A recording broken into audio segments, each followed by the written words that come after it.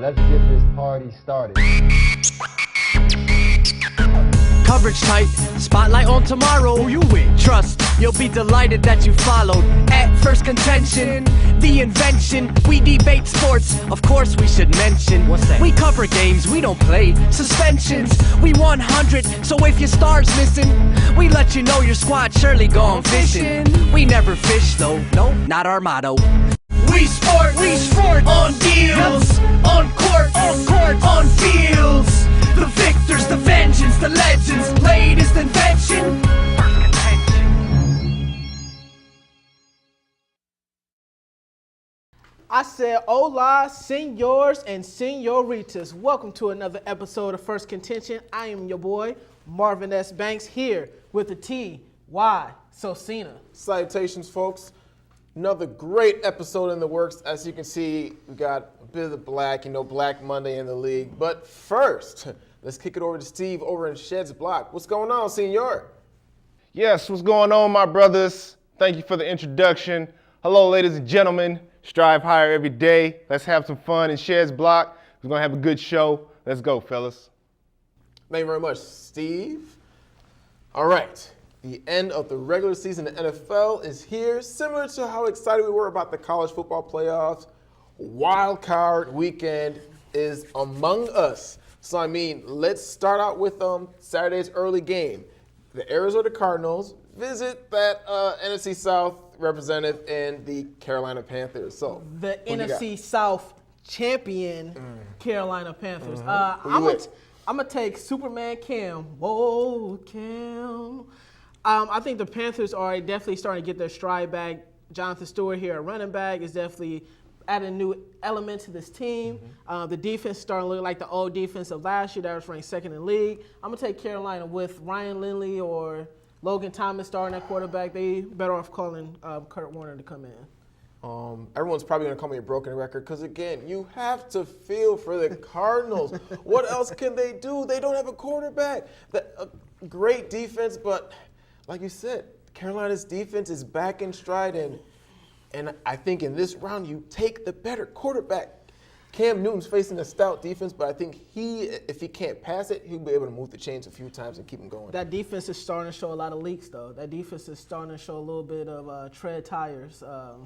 Marshawn Lynch came through and ran all over him last week. Then Anquan Bolden had a resurgence last week in Jim Harbaugh's last game. So I'm going to take Superman Cam in this one. But next game on Saturday's schedule, backyard brawl, Baltimore versus Pittsburgh. Who do you got, Ty? The third installment of this year. And again, we're going to go with Pittsburgh. The Killer Bees, one of them may not play, but we've seen the way Baltimore, when their back was against the wall to get into the playoffs, we've seen the way they played these past few weeks. On the contrary, the Steelers have picked up their game. Roethlisberger, reliable quarterback. Brown, what more can you say about Brown? This ridiculous receiver. And this defense has elevated their game. They're getting their hands on the ball. They're returning for some scores. They're looking great. James Harrison. Maybe it's the James Harrison effect. I understand why you went with the Killer Bees. But like you said before, one of the Bees is not going to play probably. Le'Veon Bell, probably the best running back in the league this year. So I'm going to go with the upset special. I'm going to go with the Baltimore Ravens going to come in there. If you can just double up on Antonio Brown and just make everybody else beat you, I think the Ravens have what it takes to make a deep Super Bowl run. They're one of my dangerous teams this year in this year's playoffs. And I would say that, but based off of what I've seen, I can't do it. Can't do it. Let's move over to Sunday morning. Cincinnati Bengals visiting Lucas Oil Stadium, Andrew Luck and the Colts. Who you with? Andy Dalton, this is your time. Andy Dalton will get his first playoff win on Sunday. And the reason being is because the Colts are Andrew Luck or bust, and they have not been playing good football down the stretch. Even though they won their division is suspect. I think with the defense behind Andy Dalton and the Cincinnati Bengals, I think they have just enough to beat the Indianapolis Colts this week. You're wrong. We're going to go with Andrew Luck. If it's weeks If it's past week 17, chances are you should not rely on Andy Dalton, Wow. and the statistics back it up. Wow. Now, we do need to check and see how T.Y. is feeling, if he's for sure going to play, and if he's for sure feeling up to speed, because he makes a big difference in the offense. But look at what he did against the Chiefs last year. So you're going to put him against the Bengals in the playoffs. I'm going to roll with Andrew Luck. Well, this might be Marvin Lewis's last game. If he doesn't get a victory this week, ooh-wee. It's hard to defend him Yeah, if he can't do it if he can't do it this week. But the last game on the schedule, Detroit visiting Dallas. Probably the game of the weekend. Probably so. And I'm going to pick Dallas. I'm going to pick the Star to beat Detroit down there. I think Tony Romo and the defense, I think they have enough to beat Ndamukong Suh and the rest of the Detroit Lions. I would agree. You go with the better quarterback, and Romo finished the season with the best QBR. Throw his name in the ring for MVP consideration. You've got Dez Bryant up there. If they gang up to stop DeMarco Murray, and don't forget, Joseph Reynolds, an excellent backup as well. Great O-line, great D-line, should be fun to watch. Exactly. So you said Romo for MVP. Just throw him in there. Just throw him in there. Just considering. So who would you have as your MVP so far this year? J.J. Watt. Why the Go hell ahead and feeling call he's me gonna say biased. Yes, I play defense. But, what more can a man do? He has been unstoppable. He got the Texans this close to the playoffs. Look, this man played all the defensive snaps. You know what other snaps he played? He played some offensive snaps in which he got some receiving touchdowns, safeties, 5 forced fumbles. J.J. Watt's been unbelievable. Yes or no question? Yes or no question, Mark, because I know what you're going to say. Has Aaron Rodgers played any defensive snaps this year? You know what? I'm glad that you actually brought that up. No, he has not. But right now, if Green Bay offered the Texans Aaron Rodgers for J.J. Watt, would they make that trade? If Green Bay offered the Texans. Right now, would they take that trade? No. No. Stop lying to the fans. I don't think they would. Stop lying to the fans, Ty. Ty, stop lying to the fans. Aaron Rodgers is the MVP of this league. He is the 38 touchdowns to 5 interceptions. He has not thrown a pick at home since 2012. This man is a bad man, and he is the MVP of this league. He popped his calf last week and came back and won last week. Okay. First of all, and by the way, okay. when you said that if J.J. Watt was this close to making it to the playoffs, I'm sorry. We give out trophies for participation for almost making it to the playoffs now. You have to get your team to the playoffs first. Oh, congratulations, Aaron Rodgers. You beat the Bears a couple times. You beat the Vikings a couple times. You beat the Lions. No, you know what? You Ty, can't give him all this props. And people want to compare him to Willis Reed. That was more so Pearson. Yes, Ty's first word, Pearson, because A-Rod was Pearson. Ooh, he needs the dramatics. He knows what he's doing. You ain't slick, A-Rod. Give it to J.J. Watt. Defense. You're so disrespectful, Ty. You're very disrespectful. But my coach of the year, most people would say Bruce Arians, but I'm going to throw a little curveball at people. I'm going to go to the Mike Epps lookalike. I'm going to go with Mike Tomlin. I think what he did with Pittsburgh to bring back all the old people, James Harrison, to come back and play defense for Pittsburgh and to have them as the 3rd seed and win the AFC North, I think a lot of credit has to be given to Mike Tomlin. They lost to the Jets. They did lose to Tampa Bay, but they was able to overcome them and do have a better record than the Arizona Cardinals. So I'm going to have to give it to Mike Tomlin. Opening shot case, Bruce Arians. About Offensive Rookie of the Year. This should be another opening shot case. Odell Beckham Jr. Yes, That's sir. Easy. Do the whip on him. Ooh, can't wait for Wildcard weekend. Someone else who can't wait. Steve, what are your thoughts on what's going to unfold this weekend? Yes, it's going to be an exciting weekend. We're talking about the NFC, the AFC wildcard games. And I'm going to start off like you guys kind of alluded to, going into that NFC game, the Panthers versus the Cardinals. Of course, I'm going to go with the man that you know, Mr. Superman, Cam Newton. He's going to get that victory. He's playing, they got in on a losing record. Kind of reminds me how the Seahawks did a couple years ago. But their defense has been playing great. Cam Newton has been playing great despite the fact that he had a car accident 2 weeks ago. The team is looking like a team that's bound for maybe a couple of upsets in the playoff. You know, a team that may surprise a lot of people because you got Cam Newton there. He's an X factor. Then you have that defense who we know from the past has been very good. But we'll just see how things play along. And I just feel bad, like you said, for the Cardinals because they don't have that quarterback to take them to the next level. And I believe that's going to really hurt them in this game. Then we go into Cincy versus Indianapolis. I cannot pick Andy Dalton for the life of me. I mean, history does say, you know, he cannot get that victory in the playoffs. And Andrew Luck, man, he's been killing it. Even though he doesn't seem to have much help, he did the same thing and surprised me last year against the Chiefs when he just kind of took over the game and won it at the last second. He's at home again this year, and they've been thrashing the Bengals all year. So I don't believe that Cincinnati actually has a chance, especially if A.J. Green, you guys forgot to mention, who has a concussion from the Steelers game. If he doesn't pass that protocol to play, then that may be a little, you know, shaky for the Bengals as far as their passing game. But the running game's still good, but I'm pulling for Andrew Luck, despite the fact he doesn't have a running game and, you know, it's kind of inconsistent as far as the passing game except for T.Y. Hilton. But Andrew Luck is a winner. He's going to get to that next round. Then we go to my team, of course, the Steelers.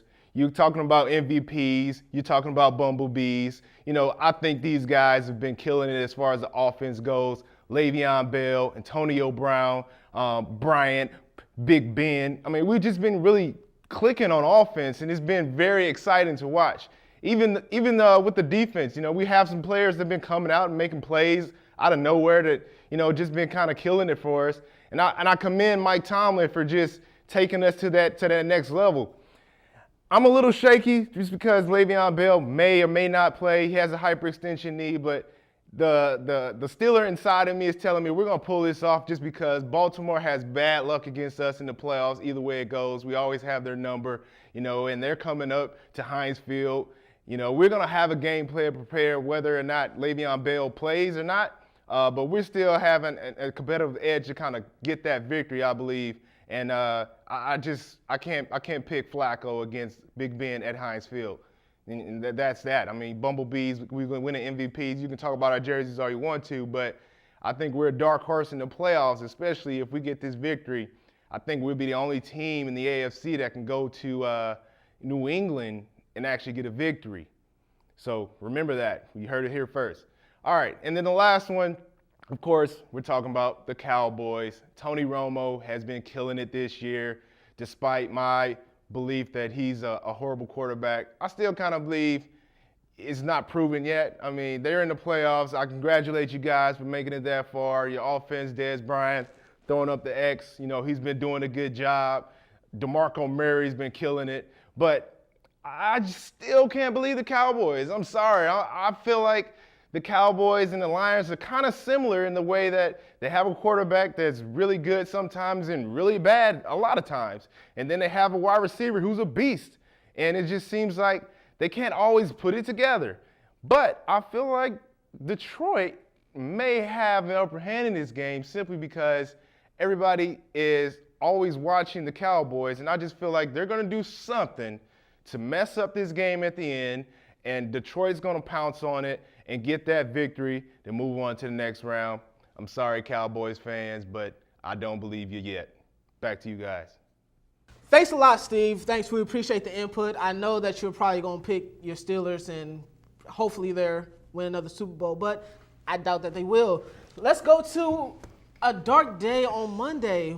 Hence the all black. It was Black Monday for a lot of coaches. 5 teams made coaching changes. Who deserved to be fired? Did the GM deserve to be fired too as well? Who deserved to stay? And what are the best coaching destinations, Todd? Let me start off by saying Oh, God. Man. Oh, my goodness. Now that Jerry Angelo is out as general manager, my goodness. it's just so wonderful now that the Bears can finally push the reset button and just kind of build towards the future. You know, Lovie Smith's gone, Angelo's gone. You know, I'm just excited to see what's next.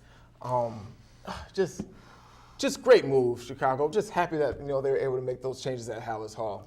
you know what? I do believe that Mike Trestman and Phil Emery deserve to be fired. I think all the coaches that we don't talk about that era in Chicago. Jerry Angelo is gone. Oh, it's just can't wait to see who's next. But to move forward, I think all the coaches didn't deserve, but it was a reason why they was fired. I think Rex got an unfair shake with the team that was surrounded with him in the Jets. But if you miss the playoffs 4 straight years in a row, then it's understandable that you can be fired. But also coaching changes on the horizon could be one in Buffalo with the new ownership coming in, and also another one in Cincinnati if Marvin Lewis doesn't get a playoff win. I could see a coaching change there. So if he doesn't, sure. But we can see. But to me, I think the best destination for a new head coach to go to is Atlanta. The reason being is the path of least resistance. I think they have the quarterback there in place. The division right there is suspect. I think if you can turn around the defense just to be a little bit better, just let them be average, I think they have enough just to get into the playoffs next year. And I agree. They're saying that Rex Ryan is already going to go out there and interview. What do they need help on? They need help with that defense. Exactly. And I mean, Rex, not always the best cultivator of offense. You really can't mess it up that much when you got Matt Ryan, Julio Jones, Roddy White, so get in there, fix that defense, let the offense continue to play their game there. Everybody's saying the 49ers, but I think there's a lot of holes that's within the 49ers team right now. Not to mention that division. That too as well. Justin Smith may be retiring. Questions about Colin Kaepernick. 1 year older for that defense. We never know what's going to happen with Navarro Bowman and Jonathan Willis coming back from injury. So I definitely think that there's a lot of things that's going to be changing within the NFL and definitely within the 49ers organization. Let's talk about from one sure thing in these unsure, we'll say, to another unsure thing in another organization. Johnny Football. Regime. We've heard the clamorings. Now he's out partying. Seems like a few team members stopped by. Gordon missed the walkthrough. Johnny, Justin late Gilbert. to rehab. Gilbert, another first-round pick. I mean, what should the Browns do? Trade him. Oh, that was fast. Trade him. Okay. Trade him. Start over from scratch. Trade him and just start over from scratch. Johnny Manziel has been oblivious, absent-minded to his surroundings, and he's having very nescient type of behavior. For those that don't know, that is Marvin's big word of the day, scrolling there at the bottom. Very nescient. I just don't understand why. Just why? Now he's causing teammates to lose out on money. Just for that, Josh Gordon deactivation caused him to be a restricted free agent this year. That means he cannot go out as an unrestricted free agent. There was red flags about him before the draft. Now the hype machine is coming in, the regime, as people are saying. So what are you going to do now moving into the future? They wanted to bring in more. They were more concerned about revenue than they were about winning. Absolutely. So that's why I would have to trade him and start over from scratch. I agree. You trade him before his trade value drops because he's doing a great job of singing it himself. I mean, the fix should have been in when the fact that a man on the street told Ray Favre, the Browns organization to draft Johnny Manziel. That's what you're gonna hang your hat on. This man's begging for someone to draft him in the green room. What he did in college isn't necessarily going to translate over. We're looking at another Ryan Leaf situation. Woo. Someone who's trying to have fun, someone who's trying to party, who's not taking it seriously. Your other quarterbacks, they want to compare it to Russell Wilson. Look at Russell Wilson, how he conducts himself. He's trying to have fun. You've got an off season for that. At least wait for the season. I mean, you ain't going to playoffs. You ain't going to playoffs. He could have waited one more week. Literally, that's all it took. One more week, but comparing on Russell Wilson, at Wisconsin, at least he ran a pro-style offense. Johnny Manziel ran like a run and shoot, always from the shotgun, different things of that nature. And what's the culture within the Browns organization? Exactly. I'm glad that some of the veterans came out and said that the first 2 draft picks, Justin Gilbert and Johnny Manziel, wasted their first year. What more can you say about that? The organization needs to stop babying Johnny Manziel and let him sink or swim. Otherwise, trade up and get Mariota or Jameis Winston, one of the two. And while you did touch on the veterans, remember, and also to toot our horns, we did say leave Brian Hoyer in there because we knew what Johnny Manziel was. Cleveland, you knew what he was. And you benched him after a game against who? The Buffalo Bills. If you look back to, I believe it was week 14 and 15, look what they did to Aaron Rodgers and Peyton Manning. Thank you for bringing that up, Ty. Thank you for bringing that up. I'm just saying it's a good defense. It is a good defense, but I would definitely, if I'm Brian Hoyer, I would definitely say I might have a chance. But let's toss it over to Steve. Steve, what is your input? Have the Gophers ever partied before a game before? And what would you say to him as a teammate?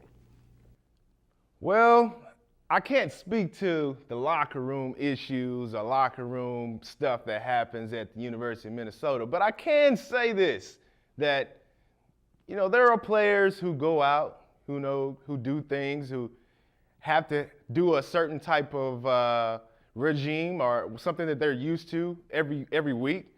And my thing is, as long as you're on the field and you're producing and you're doing your job, I can care less what you're doing outside the field. So as you probably saw in the U1, the U Part 2, those guys are doing crazy stuff before games, and they still went out there and just thrashed folks. So, you know, some people can do that. And unfortunately for Johnny Football, he hasn't had the opportunity to kind of showcase what he can do in the NFL from a long period of time. I mean, he had 2 games where he just looked absolutely horrible, and it just keeps seeing him. He's putting fire to the flame as far as what he's doing off the field, you know, doing a lot of stuff that's getting a lot of attention that shouldn't be getting attention. And Cleveland has put a lot of marbles in this basket to make him their quarterback of the future.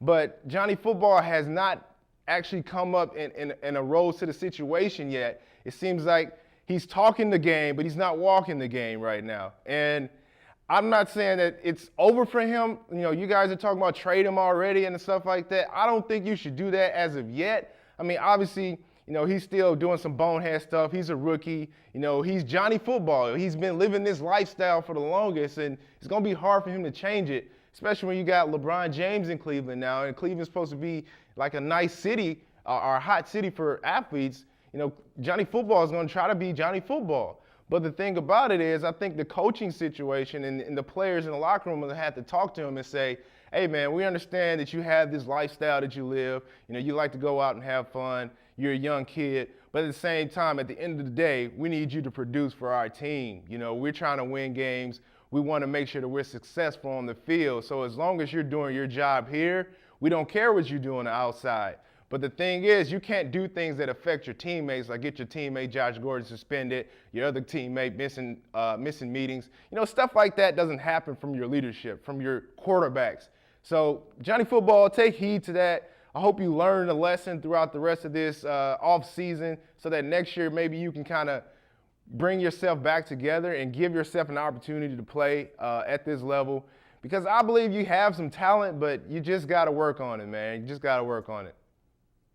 Thanks a lot, Steve. Well, in the state of Ohio, there is a panic that's going on. Not only Johnny Manziel, but also LeBron James and David Blatt.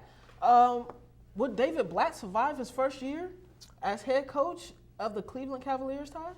Nope. Wow. Nope. I don't think another open and shut case, Watson, just like Johnny Manziel. LeBron is taking over at point. He's running his own offense now. Don't forget, he's also pretty much the GM out there as well. So if he's not feeling you, you are out, sir. You got, as the head coach, you got to be kind of the head of the family, you know, a family type of guy. You know, David Blatt is Meg Griffin. Who let you back in the house, Meg? No one's paying attention. His players don't care. I mean, if you can't rally the troops, they're not going to play for you. You know what? I'm glad that you said that because LeBron, not only does he run the team, he coaches, he manages, he promotes. He does PR, CR, media relations, public relations, media reports. He does it all pretty much for the Cavaliers organization. So I think a coach that could be in play here, maybe somebody like Mark Jackson, someone that has playing experience within the NBA. And this would be only the second time that LeBron has a coach that actually played in the NBA besides his rookie coach in Paul Silas when he in his rookie year. So I can definitely see somebody like Mark Jackson here to play. But remember last week we talked about, do the Cavaliers regret trading Wiggins for Kevin Love? And as you can see, there are a lot of issues that's happening within the defensive system within Kevin Love that's very limited, that's causing a lot of problems within the Cavaliers organizations, and bad habits from the losing teams before LeBron got there, the Cavaliers. So what can they do now moving to the future, Ty? I mean, you already got LeBron there. I say you just you just let LeBron take it to the top. I mean, you just hope you can at least get at least one. I mean, I believe 142 season when you combine all the sports that people really love in that city without a chip. So I mean, if LeBron, Kyrie, and Love can squeeze out just one, it'll all be worth it. But here's my other issue before we change subjects. Who holds LeBron accountable for his actions? There's no one on that team that can really talk to LeBron. When he was with Miami, he had Pat Riley, he had D. Wade that can hold him responsible. If you look at any superstar that would win a championship, they always had another person right there that could hold them accountable. Whether it was Michael Jordan, whether it was Magic Johnson, whether it was Larry Bird, whether it was Tim Duncan, whoever won those championships had somebody accountable that can hold that person accountable. And they don't have that in Cleveland.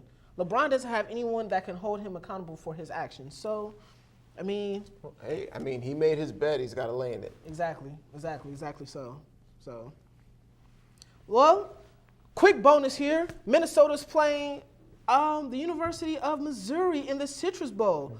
Ty, who do you have winning this game? Minnesota alum here, but where did Missouri, what conference are they playing? That would be the Southeastern Conference. Who was in the championship game? That would be them in Alabama. Okay, and they lost to Alabama, who was in the college football playoffs, right? Exactly. This is great for Minnesota. Congratulations, Sky Ma, and all that, as we say here at the desk. But I mean, I think you're just going up against a better team. I mean, hopefully they can pull the upset, but I'm rolling with Missouri Tigers. You know what? I understand that you said that, and I appreciate you that you did say that. But I'm going to go with the Minnesota Gophers. And the reason being is because I think their run offense can slow down the pass rush of Shane Ray and company of Missouri. So I'm going to go with Minnesota. It's going to be a tight scoring game. It's going to be a low scoring game. Just the way that Minnesota likes it. So I'm going to go with Minnesota, but it would be robust if we did not toss it over to Steve. Steve, who do you have winning in this bowl game? Are you going to go with your Gophers or are you going to go with your hometown team? In the Missouri Tigers. Conflict of interest. All right, fellas. Now we're talking about my boys, the Minnesota Golden Gophers. They have been surprising me. They have been underdogs all year. You know, they've been really consistent as far as the progress that they've been making these last few years with Jerry Kill. And, you know, it's hard for me to discount them on anything that they're doing right now, despite the fact that we don't have the biggest passing game or we don't have the best athletes out there compared to, you know, an SEC team like Mizzou. But the simple fact is, you know, we have a team that believes in themselves, believes in the coaching staff, and always comes up with a big play when you least expect it. You know, I believe our running game is going to be great. You know, David Cobb is out there. We got Max Williams, who's an All-American tight end. He's only a sophomore. You know, if we can get him the ball a couple times, he can make some impact plays. We just got to figure out a way to keep the defense honest, because obviously they're going to kind of stack the box and try to come after David Cobb. But as long as we can kind of, you know, spread the ball a little bit and kind of keep the defense honest, then we can probably control the clock, you know, take this game for what it will be and possibly get a win. My only concern is Matty Mock. You know, he's been killing it in the SEC. He's a great quarterback. We just got to keep him under wraps. But the good thing about it is our defense, like I said before, is very underrated, and they've been playing superb all year. They've been keeping us in games for the last 2 years, if you look at it. And I believe we're going to pull off this victory, man. We haven't been in the January 1 Bowl since 1962, which is a very long time. And I believe this is the year that we start making that progress to make an elite step in the Big Ten. You got, you know, Jim Harbaugh coming in as Michigan. You got Urban Meyer, Ohio State. Why can't we be in that conversation? Why can't we move on to that next step? And I believe in January 1 in Orlando, that's going to be our first step in making that next frontier into the Big Ten and being a program that's being very respectable amongst their peers. So let's go Gophers. I'll be watching, and I'm hoping that we pull off that victory. Sorry, my Mizzou people. You know, I'm from St. Louis, but I'm not a Missouri fan. I'm Minnesota, you know, maroon and gold, dying heart, Sky Ma. Let's go. Well, thanks a lot, Steve. Well, let's turn to our fan interaction part of the show, things like we like to call We Sports. And our first question comes from Miss Fatima Garcia, and she tweets us from Aurora, Illinois, saying, when will the Bulls become number one in the ESPN Power Rankings? I think it's going to be very soon. I said that the Bulls and Clippers was going to play in the NBA Finals. I said that the Clippers was going to win. I'm sorry. I'm going to change my vote. I think the Bulls are the complete team if Derrick Rose stays healthy. And I think the Bulls are going to get a 7th championship in that city. Don't matter. They're already number one in my list. You know what I mean? Wow. Derrick Rose playing great. 7 straight games. They've only lost 3 games in the month of December. Not to mention, Jimmy can score. Jimmy can pass. Jimmy can shoot. Jimmy Buckets has risen to the next level.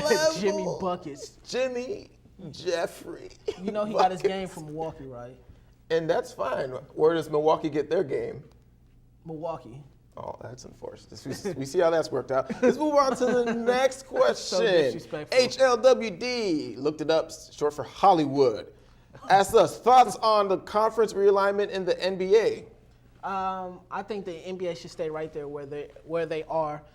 There are good teams that's coming up that's prospering within the East. Mm-hmm. You're talking about the Cavs that's a 5th seed right now. They're going to be better than a 5th seed, but right now, currently they're a 5th seed right now. They will have to play your baby Bulls in the first round, but I think it's too much travel in between. You'll have LA have to play out in Washington. You will have to have the Heat go all the way out to Portland to play a first-round matchup. I think they have to leave it where it is. Even though the West is better than the East, I think they need to stay right there where they are. I agree. And a point that doesn't get enough traction is the traveling piece. You know, when you're an athlete, you lay it out on the court night after night. It takes a toll on your body if you got to, go through all these layovers and fly from city to city. And again, the NFC South, these things are put in place for a reason. We can't tamper with them too much. Sometimes it's just the way it is, because when it comes down to the championship game, you still got to play it. Exactly. And our last question comes from Uncle Theo, a regular listener, a regular tweeter, and he asks another Chicago question. Who should the Bears hire as their next coach, Ty? Well, part of me would love to see Rex Ryan come. Son of Buddy Ryan, inventor of the 4-6, the best defense ever seen in the NFL. Why? I've seen what he's done with offenses, and I cannot stand Jay Cutler and that Adam Gase, a name that's thrown out there. But you know what? Let's be frank. Peyton Manning runs that offense. So let's go with Darrell Bevell. I think he has some great schemes that, to help the quarterback along. And we just need to get a competent defensive coordinator. But first, let's get a GM, because I think we need it. Yeah, I think you need a GM before you kind of need a coach. To me, I think it's Mark Trestman. I don't think he never should have got fired. I think Phil Emery did a great job down in Chicago. He did everything that I wanted him to do. Well, thank you for watching, everybody. That's been another episode of Phirst Contention. For Stephen Davis, for that guy right there, I am Ty Sosina. But do not forget, please, like the video, like us on Facebook, follow us on Twitter. While you're at it, subscribe to the YouTube channel. For Marvin Banks and Taiwo Sosina, signing off. Trey's up. Bear down. We coming back eventually. No, they're not. Just wait on it. Stat of the day: the Vikings finished ahead of the Bears in the NFC North. We cut the tape already. The tape already. Hey, Steve, add that. Steve, put that on a T-shirt, Steve. Ride with Phirst Contention, that's full throttle in. We sport on deals, on court, on fields. The victors, the vengeance, the legends, latest invention. Phirst Contention. We sport on deals, on court, on fields. The victors, the vengeance, the legends, latest invention. Phirst Contention. Game face grit, like born for playoffs. Say it all in small time like payoff.